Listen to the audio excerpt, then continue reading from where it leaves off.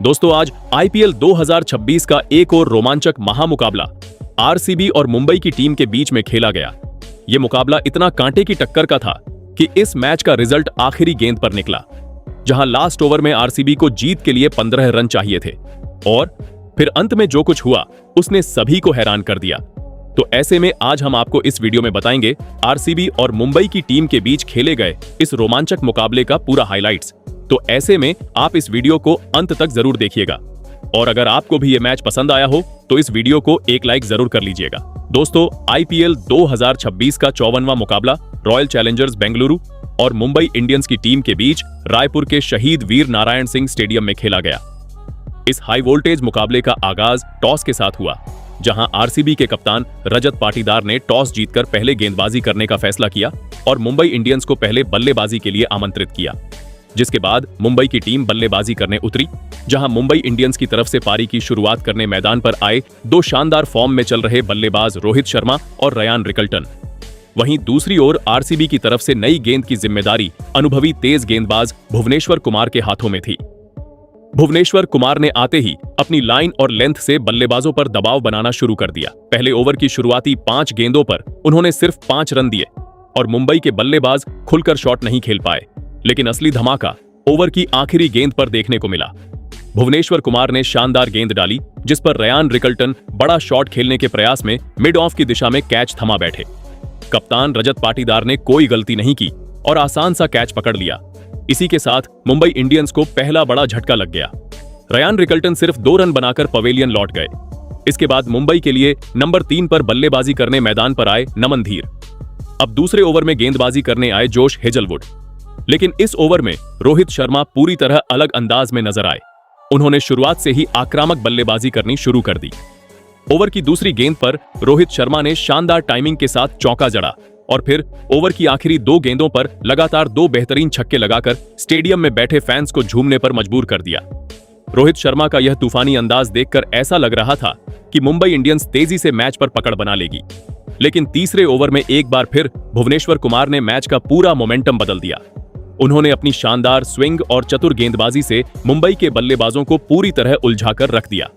हालांकि इस ओवर की चौथी गेंद पर रोहित शर्मा ने बैकवर्ड पॉइंट की दिशा में शानदार चौका लगाकर अपना आक्रामक अंदाज जारी रखा, लेकिन अगली ही गेंद पर भुवनेश्वर कुमार ने जबरदस्त वापसी की।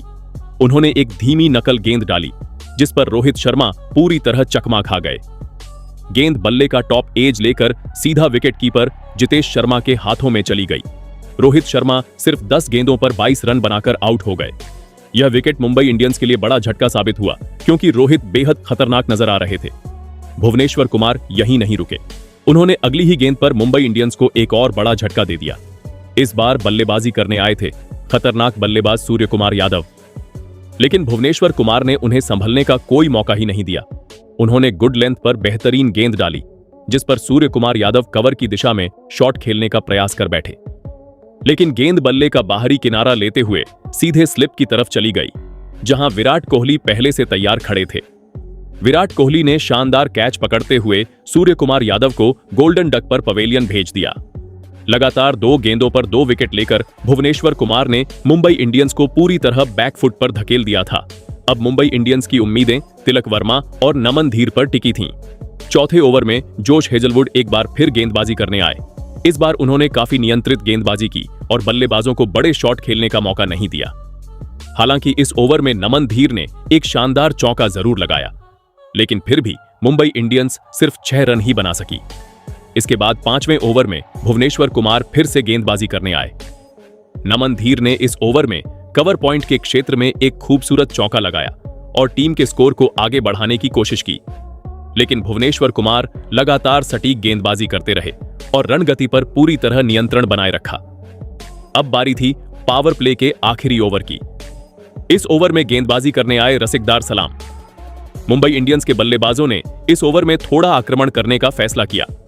तिलक वर्मा और नमन धीर दोनों ने अपने हाथ खोले और एक शानदार चौका लगाया। दोनों बल्लेबाज अब धीरे धीरे पारी को संभालने की कोशिश कर रहे थे।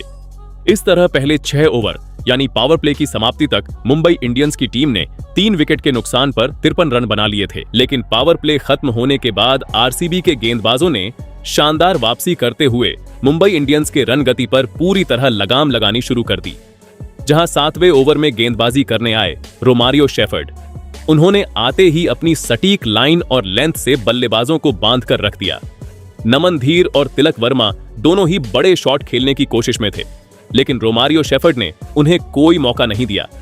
बल्लेबाज सिर्फ गैप में गेंद डालकर रन लेने तक ही सीमित रह गए और इस ओवर से केवल 4 रन ही आए। इसके बाद अगले ओवर में गेंदबाजी करने आए कृणाल पांड्या।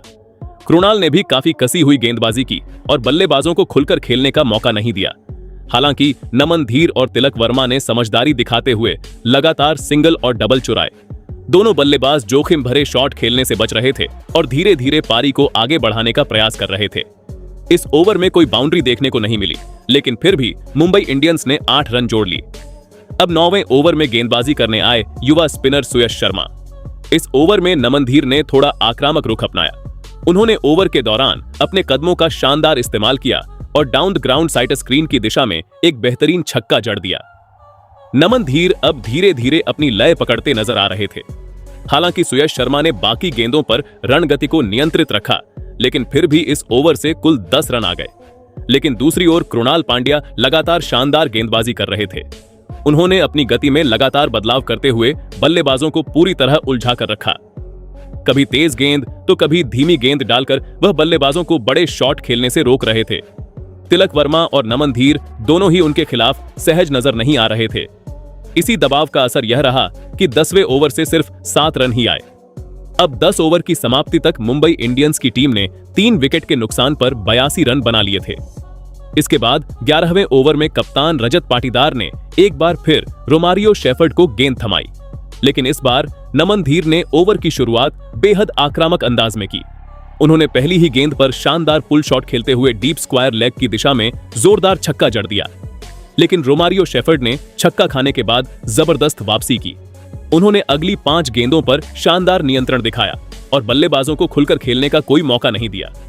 नतीजा यह रहा कि बाकी 5 गेंदों पर सिर्फ 3 रन ही आए। अब 12वें ओवर में गेंदबाजी करने के लिए फिर से कृणाल पांड्या आए। इस ओवर की पहली गेंद पर नमन धीर ने सिंगल लेकर स्ट्राइक तिलक वर्मा को दे दी। इसके बाद तिलक वर्मा ने मौका मिलते ही अपने हाथ खोल दिए। ओवर की दूसरी गेंद पर उन्होंने मिड विकेट के ऊपर से शानदार छक्का जड़ दिया। यह शॉट पूरी ताकत और बेहतरीन टाइमिंग के साथ खेला गया था। इसके बाद अगली 4 गेंदों पर बल्लेबाजों ने समझदारी से सिर्फ सिंगल लिए और स्ट्राइक रोटेट करते रहे। इसी दौरान मुंबई इंडियंस का स्कोर भी 100 रन के पार पहुंच गया। लेकिन 13वां ओवर मुकाबले का सबसे दिलचस्प ओवर साबित हुआ।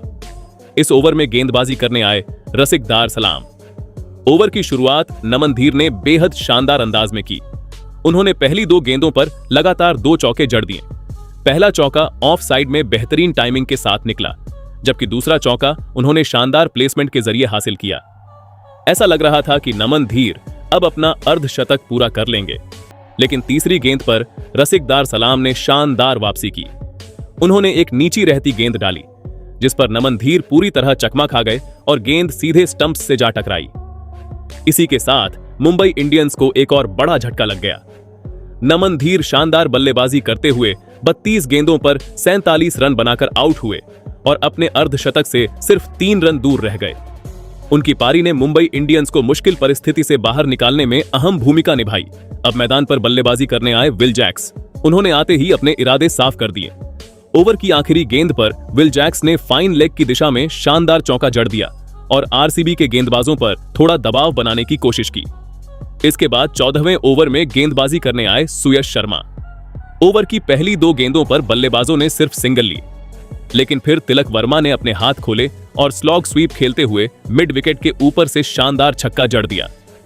हालांकि इसके बाद सुयश शर्मा ने अच्छी वापसी की और अगली 3 गेंदों पर बल्लेबाजों को सिर्फ सिंगल लेने दिए। अब 15वें ओवर में कप्तान रजत पाटीदार ने अपने सबसे भरोसेमंद गेंदबाज जोश हेजलवुड को गेंदबाजी के लिए बुलाया। हेजलवुड ने अपनी उछाल और सटीक गेंदबाजी से बल्लेबाजों को लगातार दबाव में रखा। उन्होंने बल्लेबाजों को बड़े शॉट खेलने का कोई मौका नहीं दिया और पूरे ओवर में सिर्फ सिंगल और डबल के जरिए ही रन आए। इस तरह 15 ओवर की समाप्ति तक मुंबई इंडियंस की टीम ने 4 विकेट के नुकसान पर 131 रन बना लिए थे। लेकिन फिर 16वां ओवर लेकर आए रोमारियो शेफर्ड और उन्होंने एक बार फिर मुंबई इंडियंस को बड़ा झटका दे दिया। जहां ओवर की दूसरी गेंद पर विल जैक्स ने बड़ा शॉट खेलने का प्रयास किया। उन्होंने गेंद को मिड विकेट के ऊपर से भेजने की कोशिश की, लेकिन गेंद बल्ले पर सही तरीके से नहीं आई और शॉट पूरी तरह मिस टाइम हो गया। डीप मिड विकेट पर खड़े जैकब बेथल ने बेहद आसान सा कैच पकड़ लिया। इसी के साथ विल जैक्स की छोटी लेकिन अहम पारी समाप्त हो गई। वह मुंबई इंडियंस के लिए सिर्फ 10 रन बनाकर पवेलियन लौट गए। अब मुंबई इंडियंस के लिए बल्लेबाजी करने मैदान पर आए राज अंगद बावा। उन्होंने आते ही सकारात्मक अंदाज दिखाया और रोमारियो शेफर्ड के इस ओवर की आखिरी गेंद पर शानदार चौका जड़ दिया। हालांकि इसके बावजूद रोमारियो शेफर्ड ने पूरे ओवर में रन गति को पूरी तरह नियंत्रण में रखा और इस ओवर से कुल सिर्फ 5 रन ही आए। इसके बाद 17वां ओवर करने आए रसिक दार सलाम। इस ओवर में तिलक वर्मा ने अपने अनुभव और शानदार फॉर्म का परिचय दिया। ओवर की दूसरी गेंद पर तिलक वर्मा ने शानदार पिकअप शॉट खेलते हुए गेंद को बाउंड्री के पार पहुंचा दिया। यह चौका बेहद खूबसूरत था और इसी के साथ तिलक वर्मा ने सिर्फ 37 गेंदों पर अपना शानदार अर्धशतक पूरा कर लिया। तिलक वर्मा की यह पारी मुंबई इंडियंस के लिए काफी अहम साबित हो रही थी, क्योंकि शुरुआती झटकों के बाद उन्होंने टीम की पारी को संभालने का काम किया। इसके अलावा इस ओवर में राज अंगद बावा और तिलक वर्मा ने काफी समझदारी दिखाई। दोनों बल्लेबाजों ने तेजी से सिंगल और डबल लेकर स्कोरबोर्ड को लगातार आगे बढ़ाया। अब 18वां ओवर लेकर आए अनुभवी तेज गेंदबाज भुवनेश्वर कुमार। ओवर की दूसरी गेंद पर तिलक वर्मा ने शानदार डाउन द ग्राउंड चौका जड़ दिया। इस चौके के साथ ही मुंबई इंडियंस का स्कोर 150 रन के पार पहुंच गया और डगआउट में बैठे खिलाड़ी काफी उत्साहित नजर आए। लेकिन भुवनेश्वर कुमार अपनी अनुभवी गेंदबाजी के लिए जाने जाते हैं और उन्होंने एक बार फिर शानदार वापसी की। ओवर की आखिरी गेंद पर उन्होंने बेहद सटीक यॉर्कर डाली, जिस पर सेट बल्लेबाज तिलक वर्मा पूरी तरह चकमा खा गए। गेंद सीधे स्टंप्स से जा टकराई और तिलक वर्मा की बेहतरीन पारी का अंत हो गया। तिलक वर्मा ने मुंबई इंडियंस के लिए 42 गेंदों पर 57 रन की शानदार पारी खेली। अब बल्लेबाजी करने आए कोर्बिन बॉश, लेकिन 19वें ओवर में जोश हेजलवुड ने कमाल की गेंदबाजी करते हुए मुंबई इंडियंस की उम्मीदों पर पानी फेर दिया। उन्होंने अपनी शानदार लाइन, लेंथ और अतिरिक्त उछाल से बल्लेबाजों को पूरी तरह बांध कर रखा। ओवर की पहली 5 गेंदों पर सिर्फ 6 रन ही आए और मुंबई के बल्लेबाज बड़े शॉट लगाने के लिए संघर्ष करते नजर आए। फिर ओवर की आखिरी गेंद पर राज अंगद बावा बड़ा शॉट खेलने के प्रयास में मिड ऑफ पर कैच आउट हो गए। राज अंगद बावा ने मुंबई इंडियंस के लिए 14 गेंदों पर 16 रन बनाए। अब बारी थी आखिरी ओवर की और यह जिम्मेदारी रसिक दार सलाम को सौंपी गई। रसिक दार ने इस ओवर में बेहद शानदार गेंदबाजी की। उन्होंने लगातार यॉर्कर और स्लोअर गेंदों का इस्तेमाल करते हुए बल्लेबाजों को खुलकर खेलने का कोई मौका नहीं दिया। मुंबई इंडियंस के बल्लेबाज आखिरी ओवर में बड़े शॉट लगाने की कोशिश करते रहे, लेकिन आरसीबी के गेंदबाज पूरी तरह हावी नजर आए। इसी का परिणाम रहा कि इस ओवर से सिर्फ 5 रन ही आए।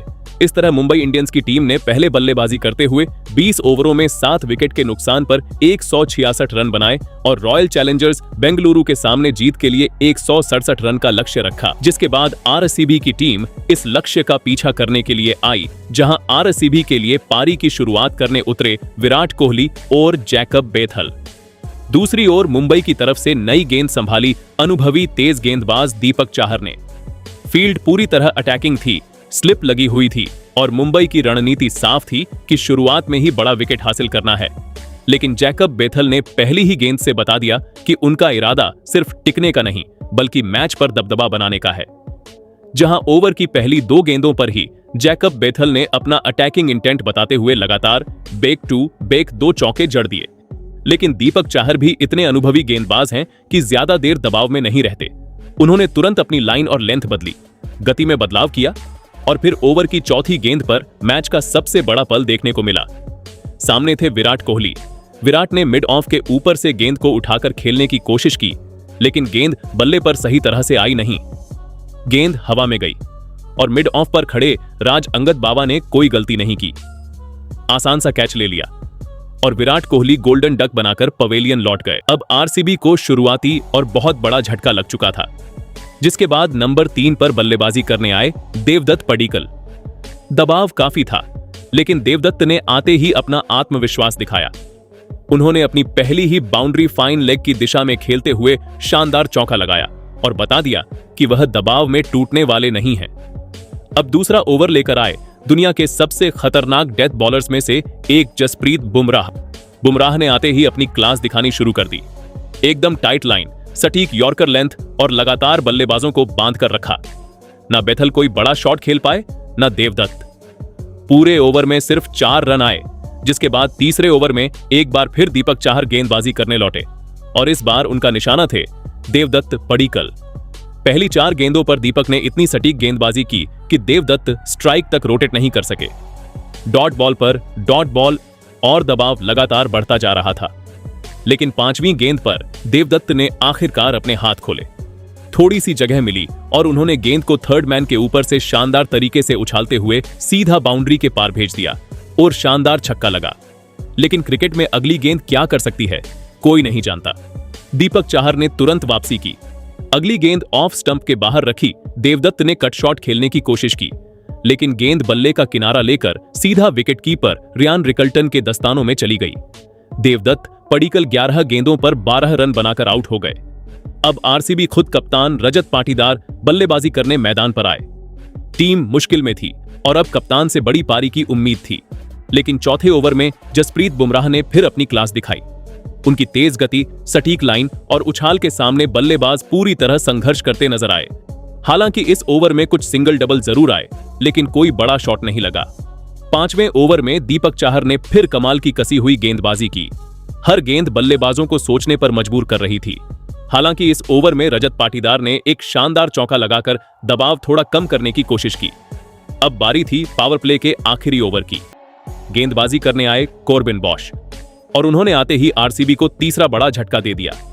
ओवर की पहली ही गेंद पर रजत पाटीदार बड़ा शॉट खेलने गए, लेकिन गेंद बल्ले का किनारा लेकर विकेटकीपर रियान रिकल्टन के हाथों में चली गई और इसी के साथ कप्तान रजत पाटीदार सिर्फ 8 रन बनाकर आउट हो गए। अब आरसीबी की ओर से मैदान पर आए कृणाल पांड्या। टीम दबाव में थी, लेकिन कृणाल ने आते ही अपना इरादा साफ कर दिया। ओवर की चौथी गेंद पर उन्होंने डीप स्क्वायर लेग के ऊपर से जोरदार छक्का जड़ दिया। यह सिर्फ छक्का नहीं था, बल्कि आरसीबी के ड्रेसिंग रूम के लिए उम्मीद की नई किरण थी। इस तरह पावर प्ले खत्म होने तक आरसीबी ने 3 विकेट खोकर 47 रन बना लिए थे। लेकिन पावर प्ले खत्म होते ही मुंबई के गेंदबाजों ने आरसीबी के रनों पर पूरी तरह ब्रेक लगा दिया। जहां 7वें ओवर में विल जैक्स गेंदबाजी करने आए और उन्होंने इतनी शानदार लाइन रखी कि ना कृणाल ना बेथल कोई बड़ा शॉट खेल सके। दोनों बल्लेबाज सिर्फ सिंगल डबल लेते रहे और टीम 50 रन के पार पहुंची। फिर आए कॉर्बिन बॉश, जिन्होंने अपनी हार्ड लेंथ गेंदों से बल्लेबाजों को लगातार परेशान किया। गेंद कभी अंदर आ रही थी, कभी बाहर जा रही थी और रन बनाना बेहद मुश्किल होता जा रहा था। इसके बाद फिर से विल जैक्स गेंदबाजी करने आए, लेकिन इस बार कृणाल पांड्या ने दबाव तोड़ने का फैसला किया। थोड़ी सी जगह मिली और उन्होंने डीप स्क्वायर लेग की दिशा में शानदार चौका जड़ दिया। इसके बाद लगातार सिंगल डबल आते रहे। वहीं फिर 10वां ओवर लेकर आए स्पिनर अल्लाह गजनफर। उन्होंने अपनी फ्लाइट और स्पिन से बल्लेबाजों को खूब परेशान किया, लेकिन कृणाल पांड्या पूरी जिम्मेदारी के साथ बल्लेबाजी कर रहे थे। मौका मिलते ही उन्होंने गेंदबाज के सिर के ऊपर से शानदार चौका जड़ दिया। इस तरह 10 ओवर की समाप्ति तक आरसीबी ने 3 विकेट के नुकसान पर 74 रन बना लिए थे। लेकिन अब भी जीत के लिए आखिरी 10 ओवरों में 93 रन चाहिए थे, जिसके बाद 11वां ओवर करने के लिए राज अंगद बावा गेंदबाजी पर आए। ओवर की दूसरी गेंद पर कृणाल पांड्या ने शानदार टाइमिंग दिखाते हुए मिड ऑफ के ऊपर से बेहतरीन चौका जड़ दिया। इस शॉट ने दबाव को थोड़ा कम जरूर किया, लेकिन इसके बाद राज अंगद बावा ने जबरदस्त वापसी की। उन्होंने आखिरी 4 गेंदों पर इतनी कसी हुई गेंदबाजी की कि बल्लेबाज खुलकर शॉट नहीं खेल पाए। बेंगलुरु को इस ओवर से केवल 8 रन मिले और मुकाबला पूरी तरह रोमांचक बना रहा। अब 12वां ओवर लेकर आए स्पिनर अल्लाह गजनफर, लेकिन ओवर की दूसरी ही गेंद पर कृणाल पांड्या ने अपने इरादे साफ कर दिए। उन्होंने मिड विकेट के ऊपर से लंबा छक्का झड़कर मुंबई इंडियंस के खेमे में हलचल मचा दी। हालांकि इसके बाद बेंगलुरु के बल्लेबाजों ने ज्यादा जोखिम नहीं उठाया और सिंगल डबल लेकर पारी को आगे बढ़ाते रहे। 13वां ओवर करने के लिए तेज गेंदबाज कॉर्बिन बॉश आए और यही ओवर मैच का टर्निंग पॉइंट बनता हुआ नजर आया। ओवर की पहली गेंद पर जैकब बैटल ने बड़ा शॉट खेलने की कोशिश की। उन्होंने गेंद को डीप स्क्वायर लेग की दिशा में खेला, लेकिन गेंद बल्ले पर सही तरह से आई नहीं। मिस टाइम शॉट सीधे वहां खड़े तिलक वर्मा के हाथों में चला गया। जैकब बैटल 27 गेंदों पर 27 रन बनाकर पवेलियन लौट गए। इस विकेट के बाद मैदान पर आए विकेटकीपर बल्लेबाज जितेश शर्मा, जिनसे टीम को तेज रन बनाने की उम्मीद थी। आखिरी 5 गेंदों पर जितेश शर्मा खाता तक नहीं खोल सके। यह ओवर विकेट प्लस मेडन साबित हुआ और इसके बाद बेंगलुरु की टीम थोड़ी लड़खड़ाती हुई नजर आने लगी। 14वें ओवर में एक बार फिर राज अंगद बावा गेंद लेकर आए। शुरुआत की 2 गेंदों पर उन्होंने अच्छी लाइन लेंथ रखी, लेकिन तीसरी गेंद पर जितेश शर्मा ने अपना आक्रामक अंदाज दिखाया। उन्होंने लॉन्ग ऑफ के ऊपर से शानदार छक्का जड़ दिया। इसके बाद कुणाल पांड्या ने भी हाथ खोलते हुए डीप स्क्वायर लेग की दिशा में चौका लगाया। इस ओवर में कुल 16 रन आए। अब 15वां ओवर करने आए जसप्रीत बुमराह। दबाव के क्षणों में मुंबई इंडियंस हमेशा अपने सबसे भरोसेमंद गेंदबाज की ओर देखती है, लेकिन ओवर की पहली गेंद पर जितेश शर्मा ने इनसाइड आउट खेलते हुए कवर के ऊपर से शानदार चौका जड़ दिया। दूसरी ओर कुणाल पांड्या लगातार जिम्मेदारी के साथ बल्लेबाजी कर रहे थे। ओवर की 5वीं गेंद पर उन्होंने 2 रन लेकर अपना शानदार अर्धशतक पूरा किया। इस उपलब्धि के साथ बेंगलुरु का स्कोर 15 ओवर की समाप्ति पर 4 विकेट के नुकसान पर 118 रन हो चुका था। अब जीत के लिए आखिरी 5 ओवरों में 49 रनों की जरूरत थी और मुकाबला पूरी तरह रोमांच से भर चुका था। 16वां ओवर लेकर फिर आए कॉर्बन बॉश और ये ओवर मैच का सबसे नाटकीय ओवर साबित हुआ। पहली गेंद पर कुणाल पांड्या ने मिड विकेट के ऊपर से जोरदार छक्का जड़ दिया। इसके बाद चौथी गेंद पर जितेश शर्मा ने भी लॉन्ग ऑफ के ऊपर से शानदार 6 लगाकर मुकाबले को और रोमांचक बना दिया। लेकिन असली ड्रामा अभी बाकी था। ओवर की 5वीं गेंद पर जितेश शर्मा बड़ा शॉट खेलने के प्रयास में पॉइंट पर नमन धीर के हाथों कैच आउट हो गए। उन्होंने 12 गेंदों पर 18 रन बनाए। अब मैदान पर आई टीम डेविड, जिनसे बड़े फिनिश की उम्मीद थी, लेकिन कॉर्बन बॉश ने आखिरी गेंद पर उन्हें विकेटकीपर रियान रिकल्टन के हाथों कैच आउट करवा दिया। टीम डेविड गोल्डन डक बनाकर पवेलियन लौट गए। अचानक मैच मुंबई इंडियंस के पक्ष में जाता दिखाई देने लगा। 17वें ओवर में दीपक चाहर गेंदबाजी करने आए और उन्होंने बेहद सटीक लाइन लेंथ से गेंदबाजी की। बल्लेबाज चाहकर भी बड़े शॉट नहीं लगा सके।